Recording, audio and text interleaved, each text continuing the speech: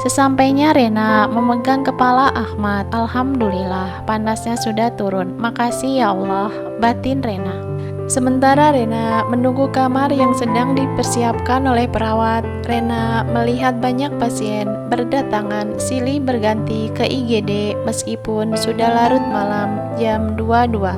Ada yang datang sendiri atau bersama istri dan suaminya. Ada ibu-ibu sedang hamil datang sendiri dan langsung disuruh tiduran di brankar depan Rena. Rena hanya bisa melihat dia diperiksa tanpa berkedip. "Alhamdulillah ya Allah, aku kesini tidak sendirian.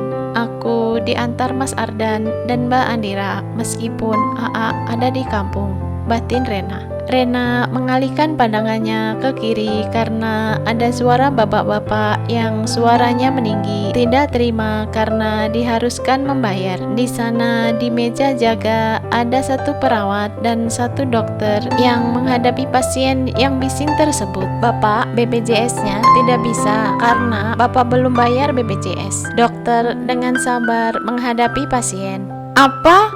Orang saya bayar terus, tiap bulan saya bayar. Kalau begini, saya nggak terima." Bapak tersebut mengebrak meja. Bukannya dokter yang kaget, tetapi istrinya yang duduk di sampingnya yang kaget. Rena hanya tersenyum melihat tingkah mereka. "Tidak ada hubungannya dengan kami, Pak. Ini kita cek BPJS Bapak, tapi ternyata nggak bisa. Jika mau protes, jangan ke kami. Protesnya besok ke pihak BPJS." Akhirnya si bapak menyuruh istrinya nelpon seseorang. Tiba-tiba IGD terbuka dan ada anak muda berlumuran darah di papa temennya datang. Dokter dan perawat di meja jaga langsung menanganinya, dan dokter yang di brankar depan Rena ikut membantu menangani pasien tersebut. Untunglah pasien tersebut di brankar yang agak jauh dan tidak terlihat oleh Rena.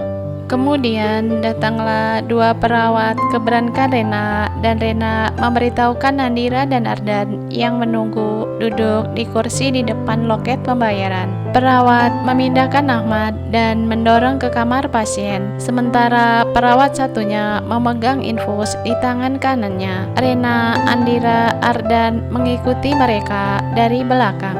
Setelah memastikan Ahmad sudah tidur, Ardan dan Andira pamit pulang. Andira memastikan Rena tidak sendirian di rumah sakit ini.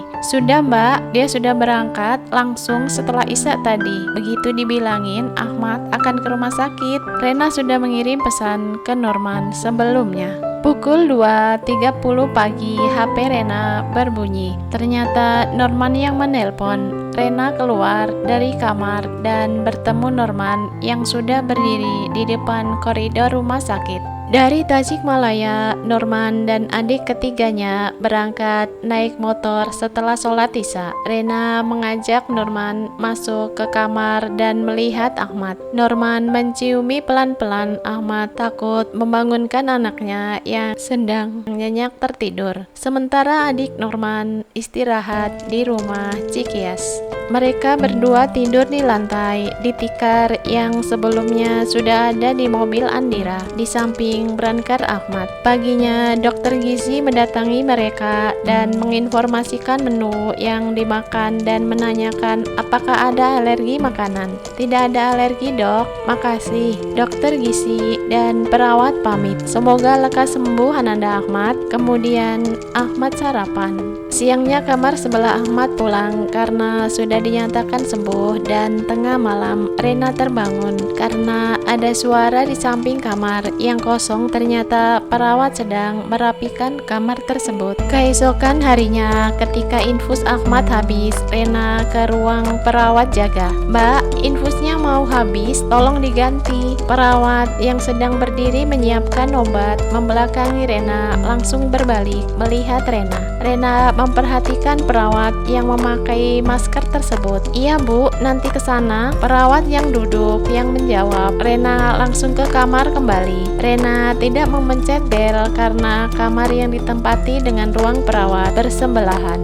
Norman sedang mencari sarapan sehingga di kamar hanya ada Rena yang sedang menyuapi Ahmad. "Mbak, ini infusnya saya ganti ya." Rena kaget, ternyata perawatnya adalah Nita, anak tetangga yang menjadi perawat di rumah sakit ini dan sedang bertugas.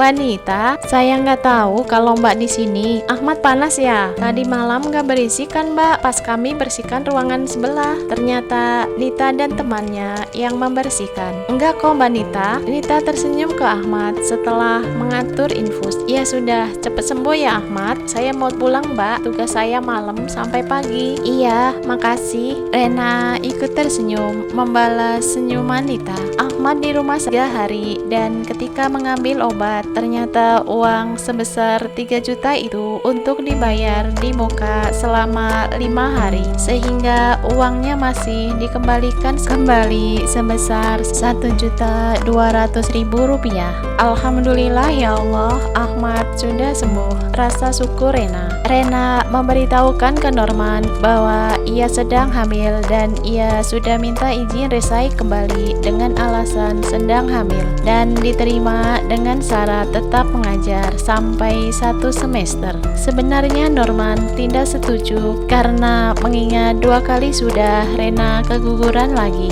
2 tahun dan setahun yang lalu keguguran kembali. Akhirnya dengan berat hati Norman mengizinkan. "Harus hati-hati Bu, jaga kandungannya, jangan sampai keguguran lagi." Norman masih was-was dan Rena meyakinkan Norman. Norman berada di Cikias selama 1 minggu menemani Ahmad anaknya. Mungkin Ahmad kangen karena selama ini tidak pernah jauh dari bapaknya. Jika badannya enak, maka Rena berangkat mengajar.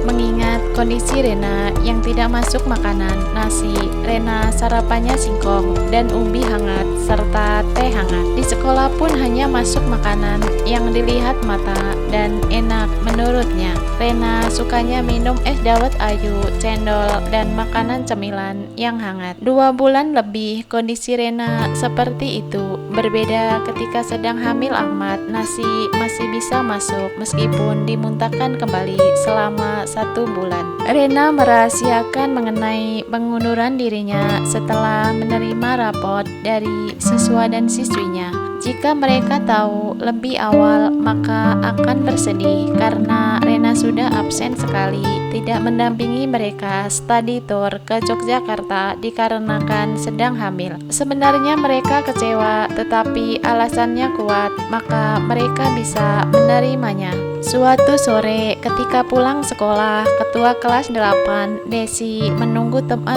sekelasnya pulang semua dan menghampiri Rena yang masih merapikan buku pelajarannya. Kelas yang berbeda karena sudah tahun ajaran baru. "Bu, mau nanya." Rena menghentikan aktivitasnya sebentar dan segera merapikan bukunya, lalu mengajak Desi berbicara sambil berjalan keluar kelas. "Iya, ada apa Desi?" Rena memandang wajah Desi yang kelihatan memerah, hendak menangis. Rena memegang lengan Desi agar berhenti berjalan dan mereka akhirnya duduk di tangga. Kelas mereka ada di lantai 2. Rena meletakkan bukunya di anak tangga yang lebih tinggi dari anak tangga yang mereka duduki. "Ibu, saya dengar ibu mau berhenti ya?" Rena mengira Desi diputusin pacarnya. Ternyata Desi mendengar kalau Rena akan resai. Rena terdiam dan memandangi Desi. Pandangan mereka saling bertemu. Rena tak tega mengatakannya, tetapi tetap harus dibicarakan. Rena mengangguk